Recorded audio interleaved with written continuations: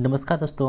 आप फिर से दोस्तों का आपके अपने YouTube चैनल अंडरस्टूड स्टडी पर एक बार फिर से स्वागत है। दोस्तों आज की इस वीडियो में एसके झा सर के द्वारा जो साइंस का वॉल्यूम 2 लॉन्च की गई है उसके प्रैक्टिस सेट नंबर 21 को हम इस वीडियो में डिस्कस करेंगे। तो आप इस वीडियो को अंत तक जरूर देखिएगा, क्योंकि दोस्तों आपकी जो NTPC CBT2 और ग्रुप डी एग्जाम आने वाले हैं उसके लिए पुस्तक बहुत इंपॉर्टेंट है। तो इसका हमने सॉल्यूशन स्टार्ट कर दिया है, जिसमें आपको 21 सेट आज की इस वीडियो में देखने को मिलेंगे। साथ ही दोस्तों आप इसकी PDF भी प्राप्त कर सकते हैं।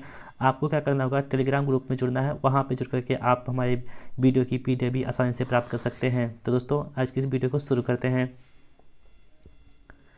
दोस्तों जो पहला प्रश्न हमारा है, देखिए आपकी स्क्रीन पर है, कह रहा है कि निम्न में से कौन सा तरंगदैर्घ्य दिल से प्रकाश के तरंगदैर्घ्य क्षेत्र में पड़ता है। तो पहला ऑप्शन देखिए 10 एंगस्ट्रॉम, दूसरा है 100 एंगस्ट्रॉम, तीसरा है 5000 एंगस्ट्रॉम और चौथा कौन सा हो गया 9000 एंगस्ट्रॉम। तो दोस्तों इसका आंसर कौन सा हो जाएगा, 5 एंगस्ट्रॉम जो है ये तरंगदैर्घ्य है जिस प्रकाश जो इसमें पड़ता है। ठीक है, ऑप्शन नंबर सी हमारे प्रश्न का आंसर होगा। दोस्तों बढ़ते अगले प्रश्न की ओर, डायनेमो का सिद्धांत आधारित है किस पर आधारित है दोस्तों। तो पहला ऑप्शन देखिए एम्पियर के नियम पर, दूसरा है फैराडे के नियम पर, तीसरा कौन सा ऑप्शन है गाउस के नियम पर, चौथा कौन सा हो गया कूलम के नियम पर। तो दोस्तों जो डायनेमो का जो सिद्धांत है ये फैराडे के नियम पर आधारित है, यानी कि ऑप्शन नंबर बी हमारे प्रश्न का आंसर होगा। जो डायनेमो का सिद्धांत है किस पर आधारित है, फैराडे के नियम पर आधारित है। अगला प्रश्न हमारे पास देखिए क्या है, कह रहा है कि निम्नलिखित में से कौन सा कण परमाणु में नहीं होता है। पहला ऑप्शन देखिए इलेक्ट्रॉन, दूसरा है प्रोटॉन, तीसरा है न्यूट्रॉन, चौथा कौन सा होगा न्यूट्रिनो। तो दोस्तों जो परमाणु में नहीं होता है वो हमसे पूछा जा रहा है। तो यहाँ पर देखिए आंसर क्या हो जाएगा, न्यूट्रिनो जो होता है दोस्तों ये परमाणु में नहीं होता है, जबकि इलेक्ट्रॉन, प्रोटॉन और न्यूट्रॉन ये तीनों जो होती है परमाणु में होती है।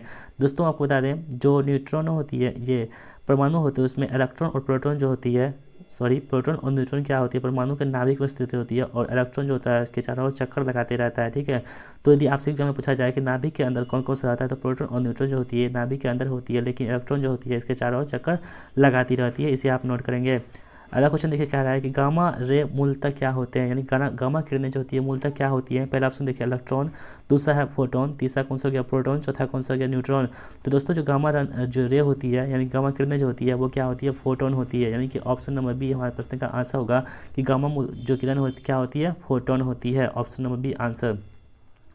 अगला क्वेश्चन है, पांचवा क्वेश्चन है कि सूर्य से उत्सर्जित ऊर्जा का स्रोत क्या है। तो दोस्तों पहला ऑप्शन देखिए सूर्य का तापमान, दूसरा है न्यूक्लियर अभिक्रियाएं, तीसरा कौन सा हो गया रासायनिक अभिक्रियाएं, चौथा कौन सा हो गया सूर्य की गुरुत्वीय ऊर्जा।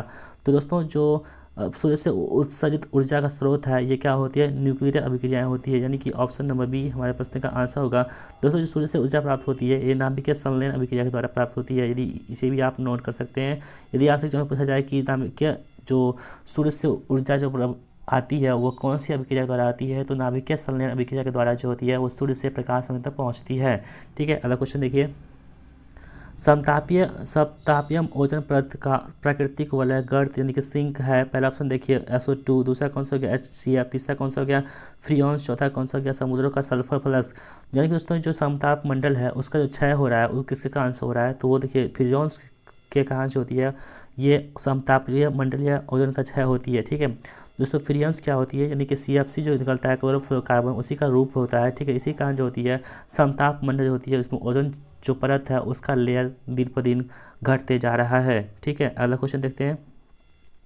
सातवां प्रश्न है कि विद्युत ऊर्जा की एक यूनिट से आप क्या समझते हैं। पहला ऑप्शन देखिए 1000 घंटे ट्रांजिस्टर रेडियो सुन सकते हैं, दूसरा कौन सा कि एक यूनिट बराबर 746 वाट होता है, तीसरा ऑप्शन कौन सा क्या 100 वाट का बल्ब 10 घंटे जला सकते हैं। तो दोस्तों जो विद्युत ऊर्जा का यूनिट का मतलब होता है ये होता है कि 100 वाट का बल्ब जो है 10 घंटे तक जला सकते हैं, इसका मतलब यही होता है, यानी कि ऑप्शन नंबर सी हमारे प्रश्न का आंसर होगा। दोस्तों बढ़ते हैं प्रश्न की ओर।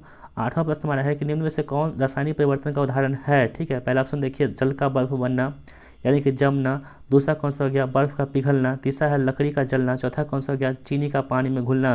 तो दोस्तों जो रासायनिक परिवर्तन होती है ना वैसा परिवर्तन होता है जिसमें नए पदार्थों की उत्पत्ति जो होती है नहीं होती है। ठीक है, यानी कि जो पदार्थ चला गया फिर से उसकी प्राप्ति नहीं हो पाती है। ठीक है, तो यहाँ पे देखिए फिर से उसकी प्राप्ति नहीं होती है। तो रासायनिक परिवर्तन जो होती है लकड़ी का जलना जो है ये रासायनिक परिवर्तन का उदाहरण है, जबकि बर्फ़ का बनना यानी जमना, बर्फ़ का पिघलना और चीनी का पानी में घुलना ये सभी क्या होती है भौतिक परिवर्तन के उदाहरण है। ठीक है, तो आपसे यहाँ पे प्रश्न कह रहा था कि रासायनिक परिवर्तन कौन सा है, तो यहाँ पर लकड़ी का जलना जो है ये रासायनिक परिवर्तन के उदाहरण है।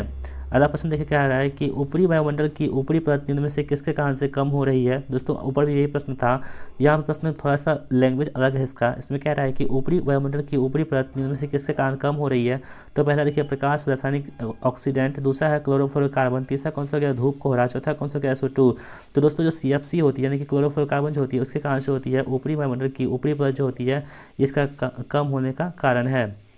अगला प्रश्न हमारे पास है, देखिए क्या रहा है कि ऑक्सीकरण के लिए कौन सा पराक्रम सही है। तो दोस्तों ऑक्सीकरण जो है विद्युत धामी तत्व का निकलना, ये जो है ऑप्शन नंबर डी हमारे प्रश्न का आंसर होगा। जो विद्युत धामी तत्व का निकलना है ये ऑक्सीकरण के लिए उपयुक्त है, यानी कि पराक्रम सही है।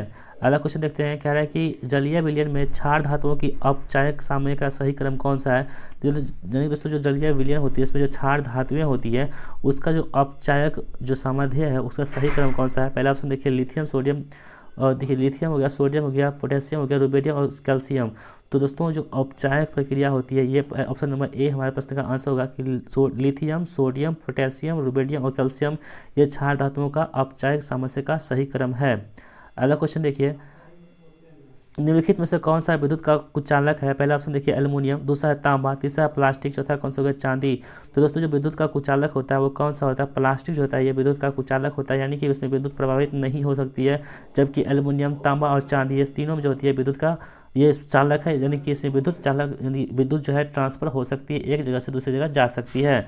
अगला क्वेश्चन देखिए क्या है कि भारी जल का अनुभार कितना होता है। दोस्तों भारी जल क्या होता है, D2O होता है, ठीक है। तो D2O का जो अनुभार होता है वो कितना होता है, 20 होता है, यानी कि ऑप्शन नंबर ए आंसर होगा। अगला प्रश्न हमारा है कि संक्षेपण बहुलक का उदाहरण कौन सा है। पहला ऑप्शन देखिए PVC, दूसरा कौन सा हो गया टेरेलिन, तीसरा कौन सा हो गया पॉलीप्रोफाइलिन, चौथा कौन सा हो गया पॉलीस्टीरीन। तो दोस्तों जो चौथा ये ऑप्शन नंबर बी है, यानी कि टेरेलिन जो है इस प्रश्न का आंसर होगा कि संक्षेपण बहुलक का उदाहरण कौन सा होता है, टेरेलिन होता है। दोस्तों यदि आपको हमारी वीडियो पसंद आती है तो प्लीज़ आपसे एक हम्बल रिक्वेस्ट है, यदि आप हमारे चैनल पर नए हैं तो चैनल को सब्सक्राइब जरूर कर लीजिएगा और बेल आइकन प्रेस कर लीजिएगा, जिससे कि हमारी जितनी भी वीडियो आए उसका नोटिफिकेशन आप तक पहुंच सके और आप उसे देख करके लाभ उठा सके। दोस्तों अगला प्रश्न देखिए क्या है, 15वां प्रश्न है कि निम्नलिखित कणों में से किसका द्रव्यमान सबसे अधिक होता है। दोस्तों अल्फा, बीटा और गामा ये इसका क्रम होता है, यानी कि सबसे अधिक किसका होता है अल्फा का, उसके बाद बीटा का और सबसे कम किसका होता है गामा का। तो यह प्रश्न कह रहा था कि निम्नलिखित कणों में से किसका द्रव्यमान सबसे अधिक होता है। तो सबसे अधिक किसका द्रव्यमान होता है दोस्तों, तो अल्फा कण का जो द्रव्यमान होता है सबसे अधिक होता है, यानी कि ऑप्शन नंबर बी हमारे प्रश्न का आंसर होगा। अगला क्वेश्चन देखिए क्या रहा है कि कैलेमाइन एक खनिज है जिसमें क्या होता है। दोस्तों कैलेमाइन जो होती है एक प्रकार खनिज होता है जो ऑयल को कंट्रोल करता है, ठीक है। जो अतिरिक्त ऑयल होती है हमारे चेहरे पर या कहीं भी, तो वहाँ के जो उसको क्या करता है कंट्रोल करता है। तो उसमें क्या होता है जिंक ZnCO3 होता है, जिंक ZnCO3 आंसर होगा, यानी कि ऑप्शन नंबर डी आंसर हो जाएगा। अगला क्वेश्चन देखते हैं क्या है, अमोनियम आयन क्या है, एक संयुग्मी अम्ल, दूसरा कौन सा हो गया एक संयुग्मी क्षार, तीसरा कौन सा हो गया ना ही अम्ल और ना ही क्षार, और चौथा कौन सा हो गया अम्ल और क्षार दोनों। यानी दोस्तों अमोनियम आयन जो होती है एक संयुग्मी अम्ल होती है, यानी कि ऑप्शन नंबर ए हमारे प्रश्न का आंसर हो जाएगा। 17 का ए। 18वां क्वेश्चन देखिए कह रहा है कि मानव शरीर की सबसे लंबी कोशिका कौन सी है। पहला ऑप्शन देखिए पेशी कोशिका, दूसरा कौन सा हो गया रक्त कोशिका, तीसरा कौन सा हो गया अस्थि कोशिका और चौथा कौन सा हो गया तंत्रिका कोशिका। तो दोस्तों मानव शरीर की सबसे लंबी कोशिका होती है वो तंत्रिका कोशिका होती है, यानी कि ऑप्शन नंबर डी हमारे प्रश्न का आंसर होगा। जो तंत्रिका कोशिका होती है मानव शरीर की सबसे लंबी कोशिका होती है, ठीक है, इसे आप नोट करेंगे। अगला क्वेश्चन देखिए क्या है, पुष्पहीन पादपों को क्या कहते हैं। पहला ऑप्शन देखिए ब्रायोफाइट, दूसरा कौन सा हो गया थैलोफाइटस, तीसरा क्रिप्टोगैम्स, चौथा कौन सा हो गया पेंड्रोगैम्स। दोस्तों पुष्पहीन पादप को क्या कहते हैं हम लोग क्रिप्टोगैम्स के नाम से जानते हैं, यानी कि ऑप्शन नंबर डी हमारे प्रश्न का आंसर होगा। जो पुष्पहीन पौधे होते हैं उसे हम लोग क्रिप्टोगैम के नाम से जानते हैं। अगला क्वेश्चन देखिए रेंगने और विसर्पण करने वाले कशेरुकी जंतुओं के प्रकार को क्या कहते हैं। पहला ऑप्शन देखिए उभयचर, दूसरा कौन सा हो गया मृदुकवची, तीसरा कौन सा रेप्टिलिया, चौथा कौन सा हो गया स्तनधारी। तो दोस्तों जो रेंगने और विसर्पण करने वाले जो कशेरुकी जंतु होती है इससे हम क्या बोलते हैं रेप्टिलिया के नाम से जानते हैं, यानी कि ऑप्शन नंबर सी रेंगने वाले क्या बोलते हैं रेप्टिलिया कहते हैं, इसे आप नोट करेंगे।